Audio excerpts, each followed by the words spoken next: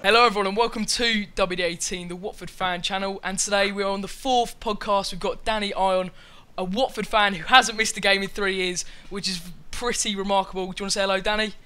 Hello lads, how are you? We've also got Robin, he's a regular back now. Again. Yeah, back again, but my voice is pretty poor, so Robin will be doing most of the talking today, but I will butt in at Hopefully. points. But yeah, Danny's on today, and we're going to be talking about a number of topics. To start with, it's very, very relevant at the minute. Nathaniel Chalobah's England call-up. From a Watford fan perspective, I think we were all very proud to see Chalobah get called up. Lads, what was your initial reaction to the news? What was your kind of first feeling on the whole situation? Well, obviously absolutely buzzing when he got called up, because there was rumours that he was going to get a call up when we signed him. There was rumours in the press saying like Chalobah's got a chance of getting England call up purely because of he was with Southgate for the lads. And obviously, when he signed for Watford, he was going to be guaranteed first team football. So obviously, give him the extra chance of getting an England call up. So I was absolutely buzzing when he got called up. So yeah. Yeah, I was over the moon. Robin, what were you thinking when you saw it? A lot of fans. It was a bit of a meltdown on Twitter. I looked at the hashtag WatfordFC and a lot of people were going mental. Yeah, a lot of the Watford fans. I think he deserves no less though than a call up.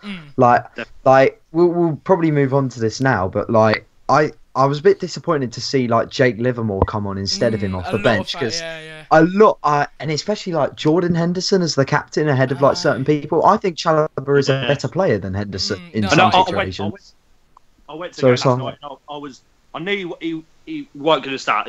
Never knew he was going to start. But then for the second half, when we were, because we were piling on a lot of pressure for the opposition, we thought, right, it's time to get Chalobah on just to settle it down, because that's kind of player, just to keep it settled.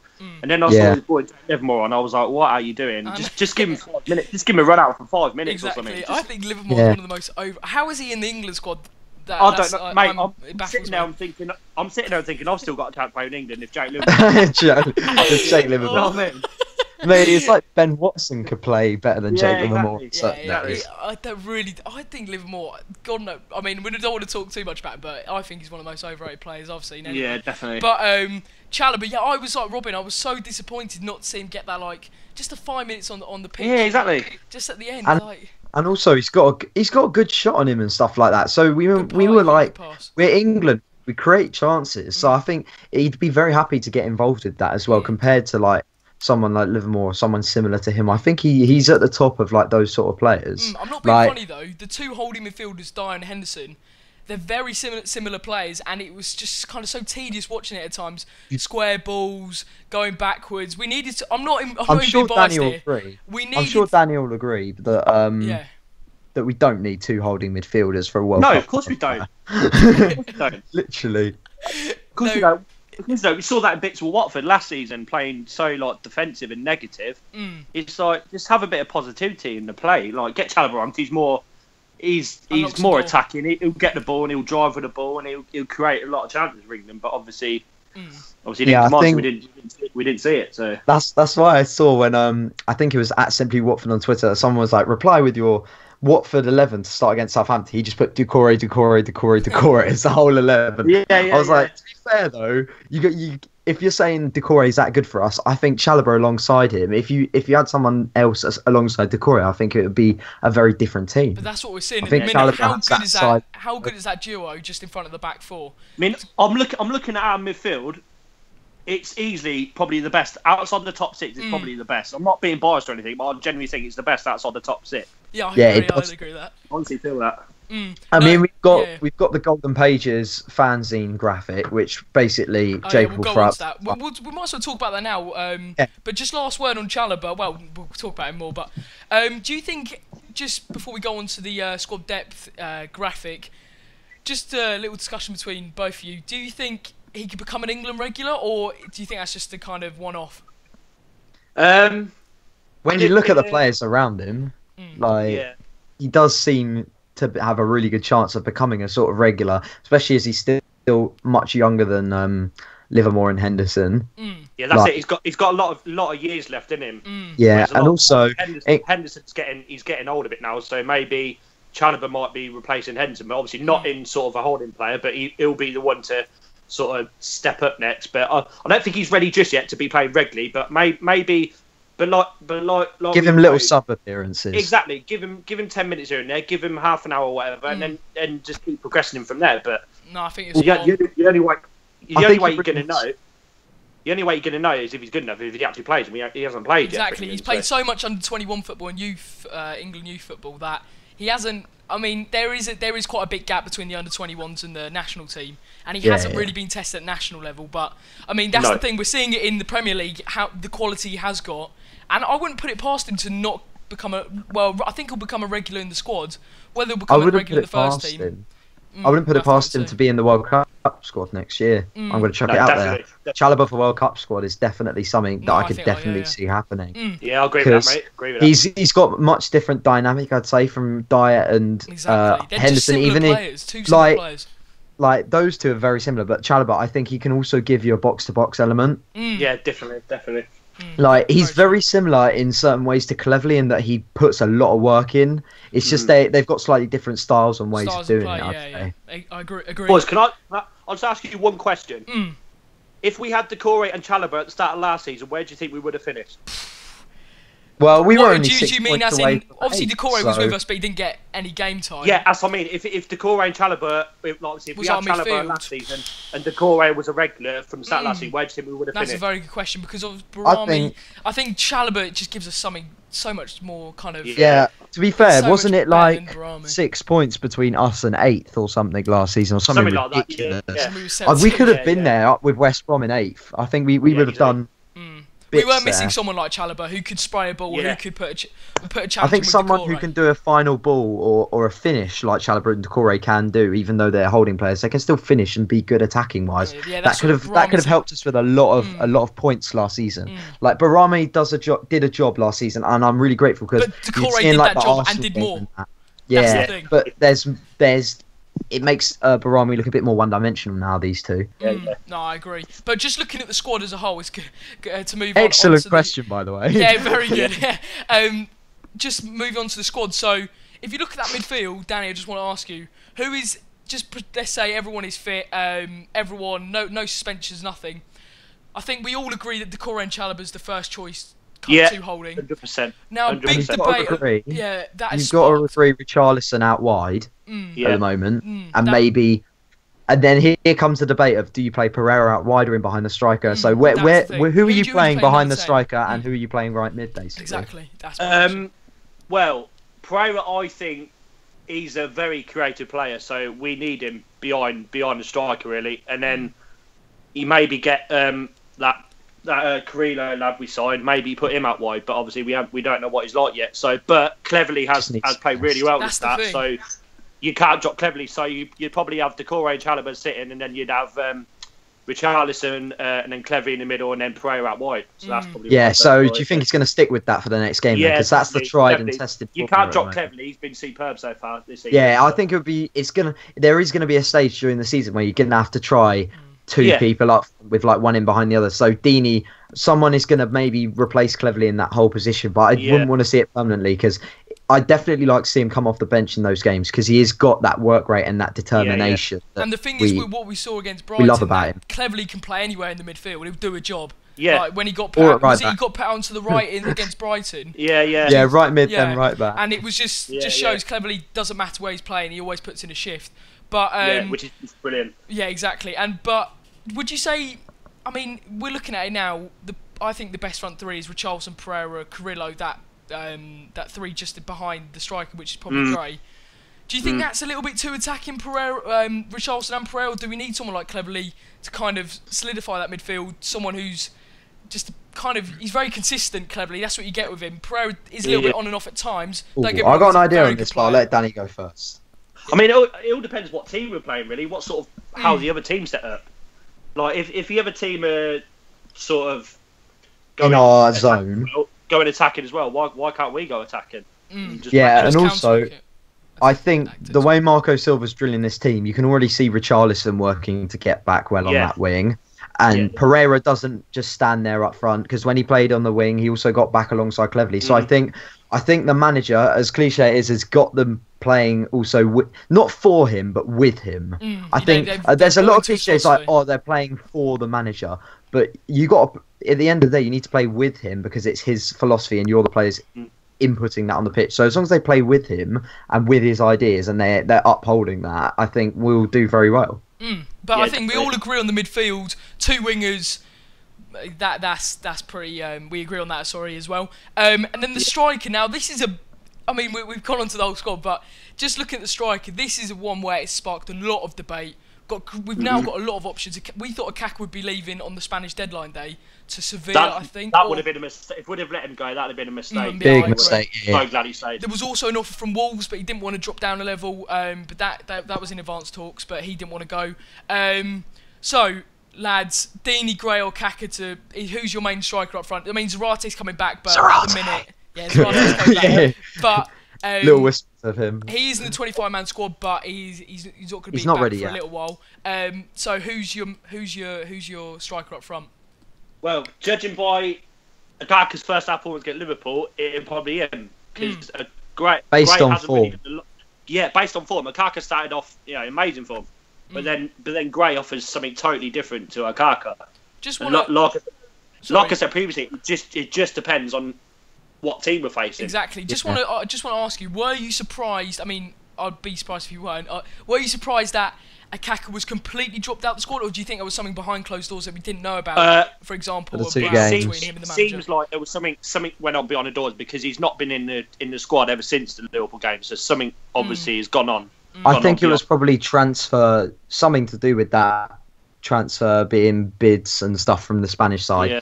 But it might. I don't know. Marco Silva got asked about it, and his response was very sensible. He didn't. Yeah, he shut it down quite politely and nicely. But he was like, he didn't fit into our team for that game or something like that, and that he might be used in the future, but we're not sure yet. Which is basically a very good thing to say during the transfer window. So you think you would have Gray on the bench for when? So for example, Gray's so good when a defence is tired, he could run in behind. I mean, when you've got a team that's got big guys at the back, you need someone like Akaka to match them. Like Brighton defenders were massive, big lumps. So which is why Gray didn't do very well, I'd say. Exactly. But he was getting some stick, which I thought was unfair because he couldn't. Their defender was so big, and it was 10 men. Yeah, exactly. Again, 10 men. So he was. I think 11 men. He looked a bit more comfortable as well because I think he works well with support players, which is why I do still have this idea of Deeney and Gray together, one playing behind the other. But is Deeney going to be here for that much longer? Do you think he could be going in January? I mean, the sun window's gone now, but he's got to live out this season. I think end of the season he might move on. I don't think in January, unless we do get a replacement in. Do you think he's needed anymore? I have said to a lot of my friends, I said as much as Deeney, he's been a legend for us, he's done great things for us. I do think we need to move on for him now. I agree. I don't want to sound a horrible because he's been such a great servant. No. A lot of people have been afraid to say it, but I just think we need to move on for him now. Exactly. Like he's done. He's repaid us for coming out of jail and stuff. He's repaid us. With goals and promotion and stuff, so I think the time to just move on now. A lot of people saying that about Gomez as well, with Carnesses coming in. Are we still going to have the heartstrings with Gomez? He has to play, he's done so much for us, blah, blah, blah. I mean, don't get me wrong, I'm not being ungrateful, but like you said, there's a time where you move on. I think Gomez, especially this season, lapses as exactly, well. And he's looked a little bit sloppy, so I wouldn't be surprised to see Carnesses coming in. Sorry, Robin, what were you going to say? I was going to say, playing Deeney's advocate, I still think you saw him last season, had an injury at the start, but it takes him a while to come back from an injury. So I think what he needs is just still working into the team, working with Marco Silva, because I think him and Marco Silva now do both share the ideal that they want to do something with this club, and I think Deeney has a personal connection and investment with this club now. So just talking in terms of this season, I think Deeney could work up front, and I'd like to see him being used up front, either with Graham behind him or someone else, because I think if you think about it, you got a big guy up there, and then you got 3 pacey guys playing off him. It's just like a defender's nightmare for some sort of situation. So I would like to see him start maybe against who are we playing after Man City? But I don't, because I would say chuck him in against Swansea and West Brom. Are two games. Swansea definitely. Yeah. Chuck him in against Swansea, I'd say, definitely. But I think we saw it 2012, 2013 with Deeney and Vidra. That partnership was deadly. I mean, that was I've been going for years and years, and that is probably the best strike force I've ever seen at Watford. Yeah. I've been going better since than Deeney and Igalo. That is easy the best strike force I've seen. It was he worked so well with a partner, Yeah. I'd say. I think everyone when Igalo was scoring was praising Igalo a lot, but there was a few pundits. Alan Shearer was one of them. I was really happy to say, actually, Deeney's putting in a lot of work in the partnership. Yeah, I get what you mean. He does do a lot off the ball that no one really kind of takes notice of, because he does get in the little pockets just in front of the back four. And you saw it. I think a game that stood out for me was obviously Liverpool at home. I mean, Igalo's second goal, I believe, where he first goal, sorry. Out-muscled Skirtle. Yeah, ball over the top. Igalo finished it, and that was what we saw all that season. But Deeney, in this system, for me, I don't think it works, but with a second striker, it does work, and I think Robin's right. If he plays alongside Ray, that could be deadly. Someone who could run off in behind the defence, and he can play the balls. Deeney has, I mean, I remember Graham Souness actually in that game saying, I thought Deeney was a lump, but he's actually a player. And then from that moment on, I was thinking he is a little bit underrated. His hold-up play is brilliant. Yeah, exactly, and he is underrated in that kind of sense from the pundits. But just looking at kind of the rest of the squads, we'll just touch on the defence. Me, Robin, and Ricky, if you saw the transfer video, we're talking about the left back. Chalobah and Ziegler, that's a big one, because a lot of people have been saying Ziegler's just coming as backup. But he is, I think he's 28. He's coming into the prime of his career, and Chalobah's age, he's 33 now. He's had game time at Ajax as well. I said it in the video, Champions League. You can never... Last season played 5 Champions League games and then played lots of the league games for Ajax. So I've got to say that Ziegler should maybe be given a start. If he's integrated within the squad, he should be given a start against southampton at least, because... Yeah. I'd rather not wait for Man City or wait for Swansea, because I'm happy to wait for Swansea for Deeney, but I'd say someone like Ziegler definitely being our start. I'd say he was the best one we signed on deadline day. I don't know, because for me, Ziegler, I don't think he'll go straight into the side, but Karnesis is one that you never know could go straight in, just because of his experience before for the national side. Don't get me wrong, Greek aren't world beaters, but that is an achievement to play around 47 caps for his country, and any country. Yeah, exactly. And a lot of Serie A pundits were saying he was one of the most underrated keepers last season. Yeah. So do you think? I know he's like Ziegler. Do you think Karnesis could make his way into the side for what's the next game?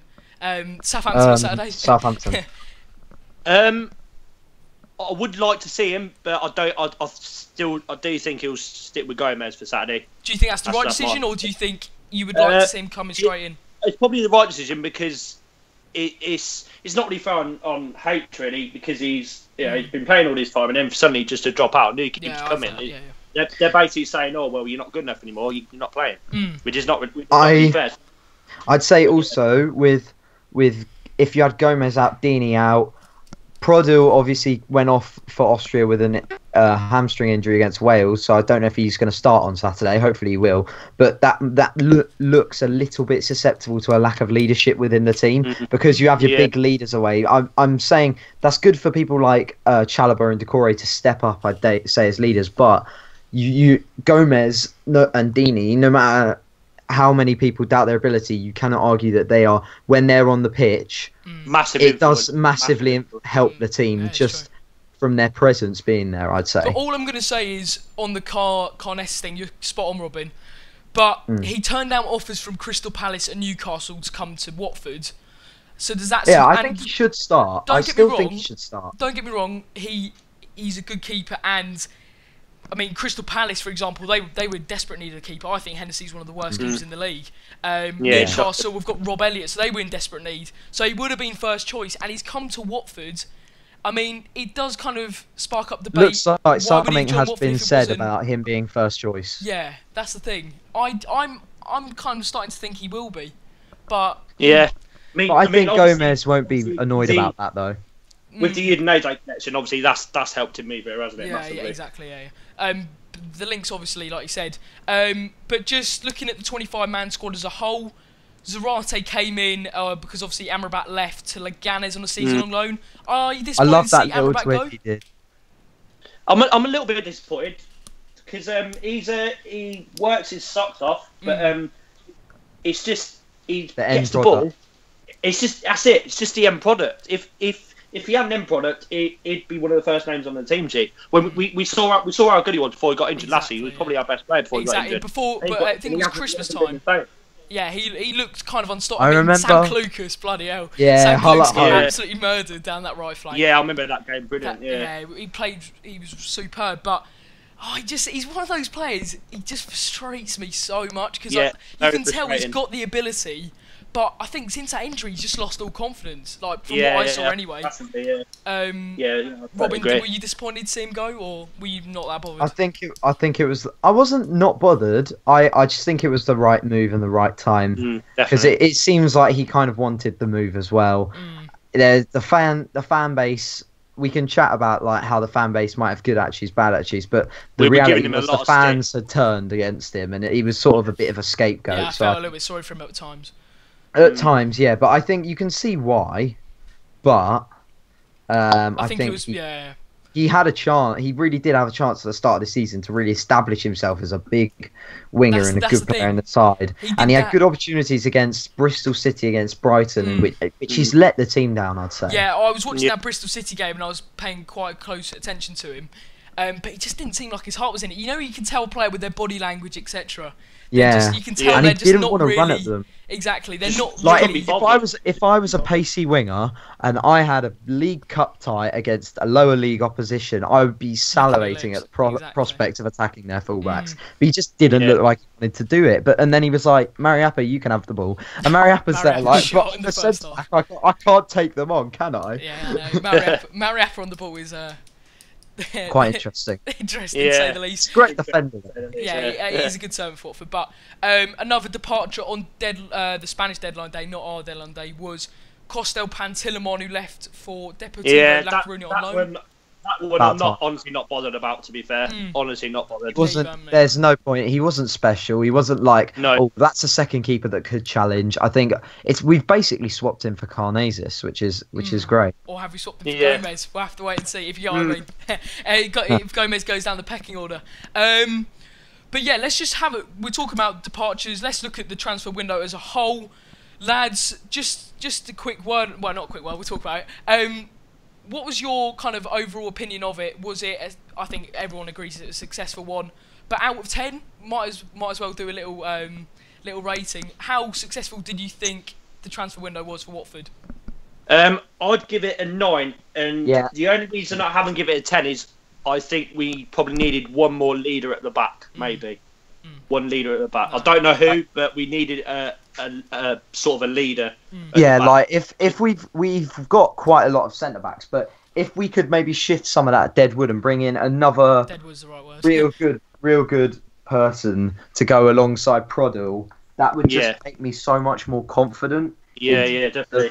Us against teams at our own level in the league, just about maybe getting wins over them, because at the end of the day, that Brighton game, even with 10 men, there were still moments where we could have won, but we did look the pressure defensively, and Prodel and Cabaselli did a great job. But I think if we had brought in maybe one more centre back and maybe shifted a few like Britos and maybe Mariappa or Cathcart or Hoban, that might have helped us a little bit and just strengthen at the back. That's the only place now that I felt so sorry for Tommy Hoban. I mean, he got injured. He was literally set to go on loan to QPR. He was the next big thing as well for Watford. He was our big youth player that everyone was taking interest in. Exactly, yeah. But he's had such a bad luck, isn't he? I know. I really do feel sorry for him. He performed so well last season under Owen Cole at Blackburn. And I thought he's got his back to himself, but I just feel really sorry for him. So good luck to Tommy. But this is a question I've asked to a lot of people. Centre back pairing, which pairing do you prefer? For me, I'm just going to say for me, Prodel, I think that's the one that he was a definite starter. I'm going to throw it out there. I prefer Cabaselli at the minute. I think Cabaselli is very underrated. That would have been mine, Pride on Cabaselli. I'd think Britos, well, he's just personally, I think he's a liability at the back, to be fair. Yeah. And I think he's showcased that now. Yeah, Cabal hasn't got the legs anymore, but he's good to have around the squad. I think I'm totally fine either way, whether it's Cabaselli or Cabal, because I have faith in Cabal, because I think he's come to Watford. He hasn't really put a foot wrong most of the time compared to when he was at Tottenham or Sunderland. Just awful on the ball. Yeah, I think his distribution is the only thing, but it's better than Britos' distribution. He's good in the air. Oh, yeah. To be fair, Britos and Cabal are very good in the air, but when it comes to their... Well, to be fair, Britos isn't too bad on the ball, but when it comes to Cabal's feet, you just know... When he passes back to Gomez, and I just think, please, just don't cock this up. But with Cabaselli, I think... I like the fact he's come back from his injury and he's hit the ground running straight away. I mean, fair play to him. He must be doing a lot of work off the pitch. But I think Cabaselli doesn't get some time. No, I'm not saying he's a world beater, but I think Cabaselli's a very underrated player. I mean, he's in the Belgium squad for starters. I mean, if that doesn't, you know what I mean? I just don't get. And why he's risen through the youth ranks there as well. So it shows that Belgium, big footballing country at the moment with the amount of talent coming out of there. So to have Cabaselli, you've got people like Company, Vertonghen, Alderweireld, so big players that he's not going to shift until they get Company or Vertonghen gets a little bit older. But I could definitely see Cabaselli being quite young for a centre-back, because centre-backs and goalkeepers do take a while compared to outfield to other attacking players to kind of like get settled in their position. Kind of game, to mature. And also, I've noticed the last few games he's played, how he's very, very fast when he's running. Yeah, he is a quick guy. He's very quick for a centre-back, which is very quick. Quite unusual. Yeah. But just looking at the deadline day signing, another centre-back like Cabaselli, I mean, we've got to ask you, Danny, how do you pronounce this? Wage, Wager? I've heard this one now. I've heard Waggy. Some guy on Twitter was kind of put another way and was a bit racist. I'm not going to challenge. No racism on the channel. Bloody hell. So I was like, no, that's not how you pronounce it. But I'm going to say, is it Wagyu? We'll call it Wagyu. Wagyu, yeah. Until he decides to do an interview. Yeah. But I don't know. It's just a little bit of a meh. Just a little bit of a. I don't know. It's can't really say a lot about it, if you know what I mean. It's one of those signings you just think you can see it being one of those Jeffrey Munjibia ones. Yeah. And just one of those where it just doesn't have any impact whatsoever. I mean, we have Cathcart coming back as well, but I mean, it's good to get a backup, don't you think? I mean, definitely, yeah. But I mean, I would have preferred someone who could actually go straight in and challenge for me Cabaselli to that left centre back. Yeah, spot. which is why I would have liked another leader at the back, someone that will be sort of can challenge like Cabaselli or Pride or whoever when they're not playing to sort of slot straight in. No, I was going to throw a name into the mix. I think we should have gone for Harry Maguire, but I don't know if you would have. Yeah, knowing with this Marco Silva links, I thought we could have tried to get him, but was it 17 million? English defender, young, very good on the ball. Yeah, I think that was a miss. I think there was another player, but I forgot. But the deadline day was okay. I mean, and it's good to see some deals. It would have been good to bring in. There's one other bit of drama I'd like to talk about from deadline day, this is the Jerome Sinclair saga. Oh my god! Have you watched the video? That video. That is. Oh yeah, but then Sinclair has actually replied to that video by BR Football saying, look, you got one angle on it. The actual angle on it wasn't my agent asked for new money. It was just we were in preliminary talks, but in the video it did seem like they were pretty much done because the Sheffield United manager seemed very angry. They showed him on the phone to Jerome, didn't they? And he was actually talking to him. He was like, "You're right, Jerome. Bye. See you soon." And like they were saying, Jerome was at Sheffield train station waiting to get the go ahead. But then if Jerome's turning around and saying no, that's true, then what? We don't know actually what went on. Exactly. He got so much stick after that comment because I'm pretty sure the bloke said how he was literally waiting in Sheffield, or it was said on the documentary. It was said in the Sheffield. He was sat in the Sheffield United train station in his car, and he was saying that nothing had been agreed and stuff. It was just like. It's pretty ridiculous, really. I think that's not Jerome's fault. At the end of the day, I think Jerome was on his way there. Whatever stages they were in, or whatever stages it looks like it was in. At the end of the day, BR Football wanted to edit it to get the most drama out of it, but I think the person to blame here is Jerome's agent, because he managed. He was in charge of both the players going to Sheffield United. He tried to get one from a free to 500 grand, and then he tried to get another Jerome to get more money or something like that. But I think what was stopping it was the agent wanted to double his agent fee or something, and it just shows agents are just in it for themselves. That just shows, and like unless you're a top agent, just shows he doesn't really care about players' interests. His client, exactly, because he had the same. They wanted another guy. I think it was Queener from West Ham, and he has the exact same agent as Sinclair, and they both had agent problems, so that's why the deal couldn't get over the line. And also, I'm just reading from the Watford Observer, the Sheffield United boss Chris Wilder has hinted Jerome Sinclair should man up after missing out on the Watford man. So I mean, he's getting a lot of stick. It's not shot been through the heart. Yeah, it is looking quite embarrassing for Sinclair. But I mean, just going back onto the squad, I wanted to just talk about one man before we kind of end the podcast. It's been very good. How long? We've been going for quite a while. Will Hughes, I got like 5 minutes. Will Hughes, he's will we see him this season? That's a big question, because I saw him against Bristol City, and don't get me wrong, this is a side, kind of a standard of side. He's played for how many years at Derby, and he looked very good. He's always willing to play. He's always wanting to play one-touch football, which I like. However, I think I just don't know. Will he get a chance this season? That's what I want to know from you guys. He's going to be a bit part player, really, I guess. Because I honestly thought when we signed him, I thought he's going to be straight in. Regular, but then, But then I saw obviously he wasn't even in the squad against Liverpool, and then you saw how well Clevy's played this season. I was like, I don't think he's going to get in now. And now we signed I think we just need to have patience with him, because he's going to be. He's going to be utilised, I think, during the Christmas period when the game's coming thick and fast. There's Swansea and West Brom, which I could see him maybe featuring in. So I think he's going to.